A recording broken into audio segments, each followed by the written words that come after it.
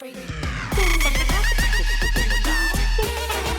happened was... Hey friends, it's so nice to see you. It's today, the time is now. You are here and the weather is outside your window.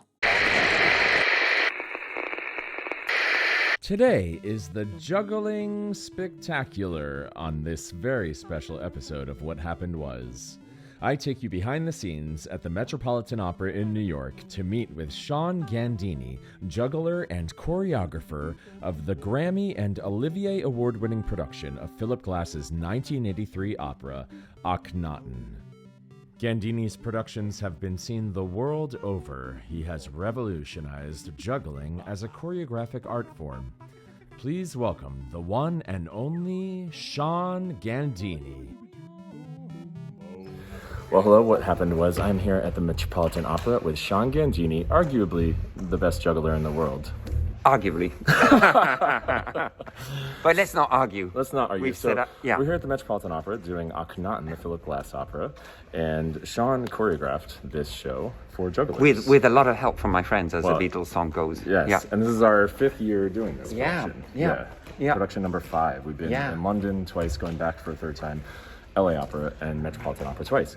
So, first of all, how did you get into juggling? For me, it was a transition from doing magic as a young kid, and I think it's a transition that a lot of people have done from magic into juggling.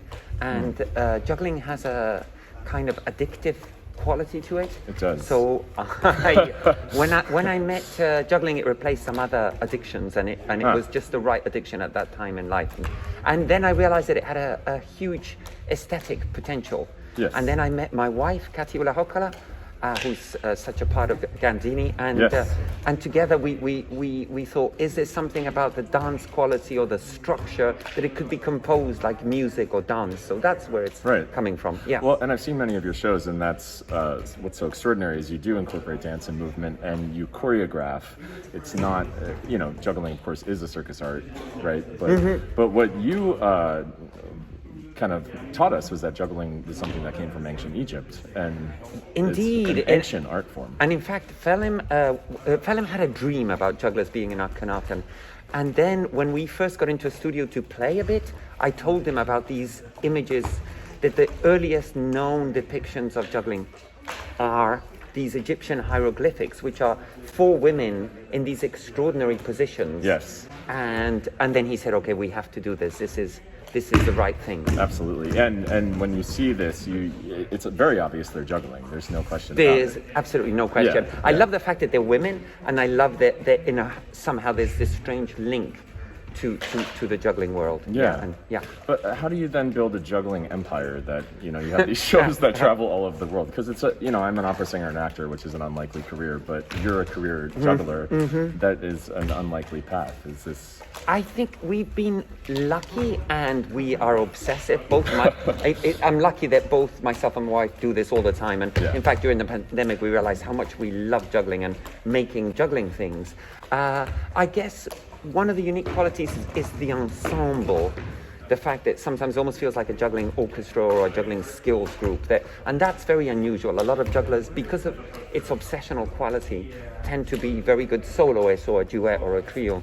And we think of it as a group thing. And taking it out of its classical circus context. Right. So it can be more like music or dance. Right.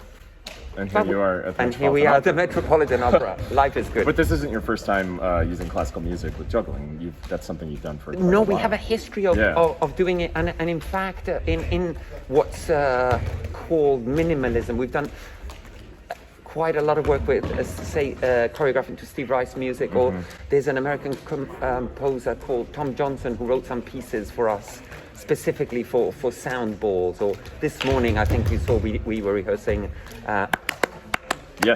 with juggling balls. So an aspect of what we do is to do with treating juggling almost as an illustration of music. That's just one aspect. Yeah, absolutely. Yeah. Well, in that sense, you are musicians, and you're providing percussive element to this show. Certainly, you come and see the show and you hear the juggling, and you can hear it on the recording. It's very special. It's true, which bizarrely I quite like the fact that we have got this little part of the recording. But also, I think in this particular show, sometimes I feel like we're the score, a visualization of the score. Yeah, very much so. And of course, Philip Glass saw it, and he said that this is the only way to do Akhenaten now. I know, that made me so happy. He said, it must always have juggling. So that was good. So what about, because everyone is not going to become a career juggler, but everyone can juggle because you can just throw one thing back and forth, and that's juggling, right?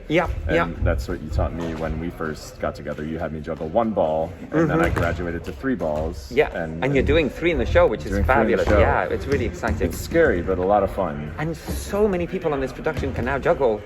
Karen, who conducts, can juggle. Anthony did 10 throws yesterday. Right. And I think pretty much almost everybody on the show can juggle. Some people do yoga, some people do juggling. What can you learn about yourself through juggling? I mean, for us, I guess it's different the way we juggle to how somebody would juggle as a relaxation.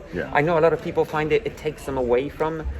But even within our world, where a lot of us juggle 2-3 hours, I mean, like now we're on a break, and if you look around the room, everybody's juggling. Always juggling. Always.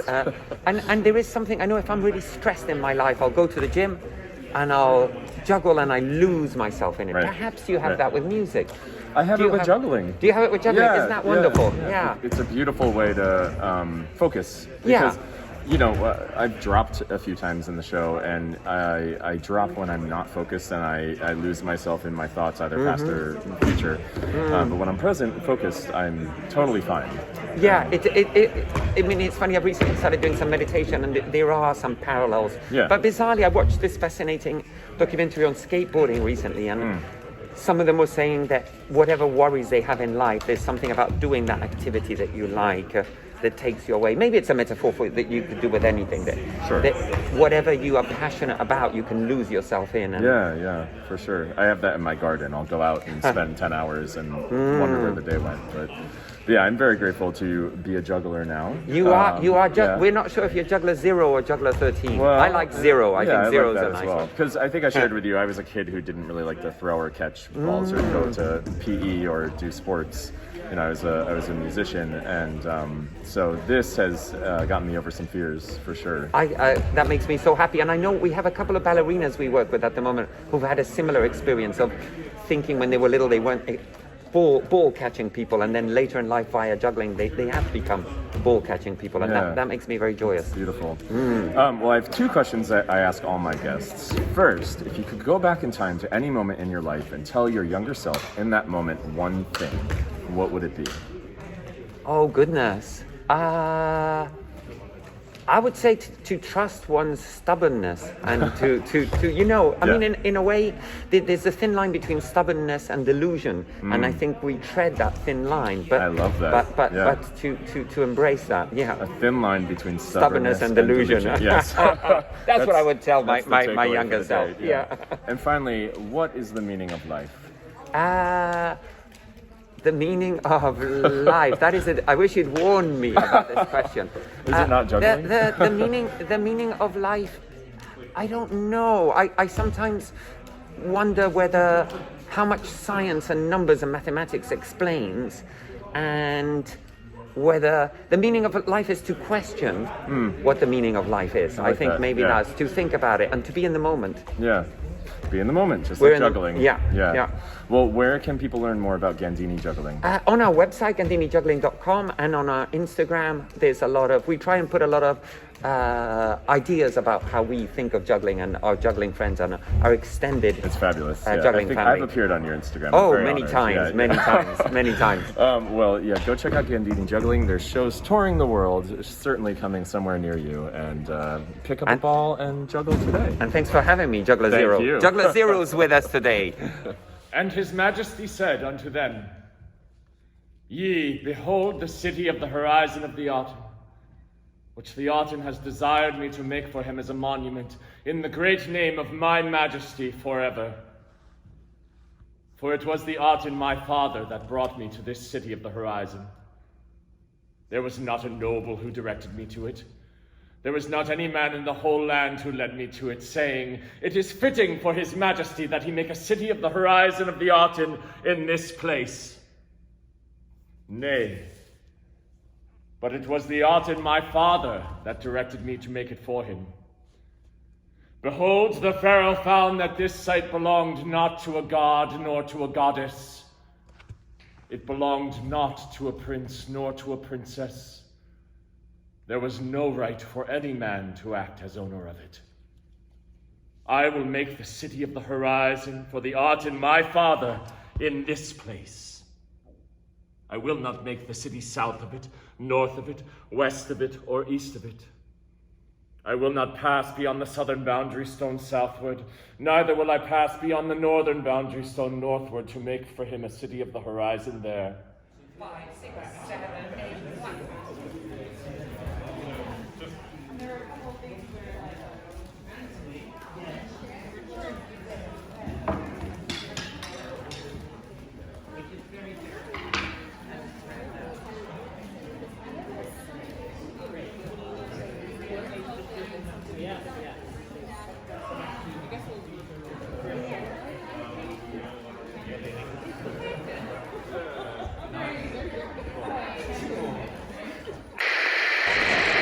That's all for today's episode. Puppies and rainbows till we meet again.